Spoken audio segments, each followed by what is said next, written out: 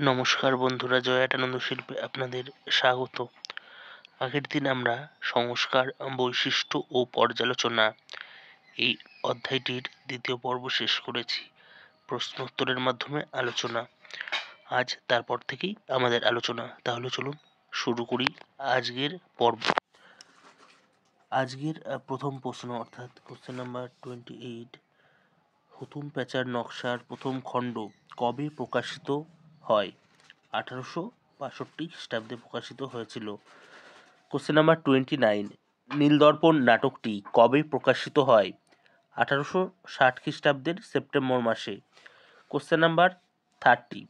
নীলদর্পণ নাটকে উল্লিখিত দুইজন নীলকর সাহেবের নাম করো যাদের অত্যাচারের কাহিনী বর্ণিত আছে।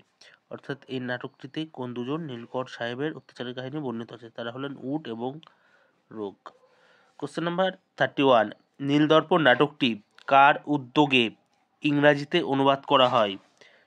রেভারেন্ড জেমস লংয়ের উদ্যোগে ইংরাজিতে অনুবাদ করা হয়েছিল। ঠিক আছে।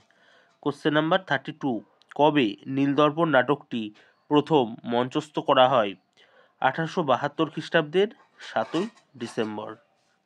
Question number 33। গ্রাম বার্তা প্রকাশিকা পত্রিকাটি কে প্রকাশ করেন? হরিনাথ মজুমদার। Question number 34। গ্রাম বার্তা প্রকাশিকা পত্রিকাটি কবে প্রকাশিত হয়? 1863 খ্রিস্টাব্দে। Question number 35। গ্রাম বার্তা প্রকাশিকা পত্রিকাটি কোথা থেকে প্রকাশিত হয়? কুষ্টিয়া জেলার কুমারখালী থেকে। ঠিক আছে।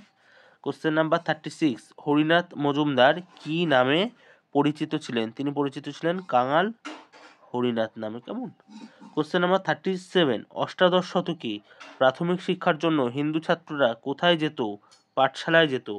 Question number 38। অষ্টাদশ শতকে প্রাথমিক শিক্ষার জন্য মুসলিম ছাত্ররা কোথায় যেত? মক্তবে যেত। Question number 39। উচ্চশিক্ষার জন্য অষ্টাদশ শতকে হিন্দু ছাত্রদের কোথায় যেতে হতো? টোলে। বন্ধুরা, আজকের মতো এতটুকুই। কেমন লাগলো আজকের পর্বটি অবশ্যই মন্তব্য করে জানাবেন। যদি ভালো লাগে অবশ্যই ভিডিওটিতে একটি লাইক করবেন এবং নিজের বন্ধু বা প্রিয়জনদের সঙ্গে শেয়ার করে দেবেন যাদের প্রয়োজন আছে। সবাই ভালো থাকবেন, সুস্থ থাকবেন। দেখা হচ্ছে আগামী পর্বে। আজকের মতো বিদায়।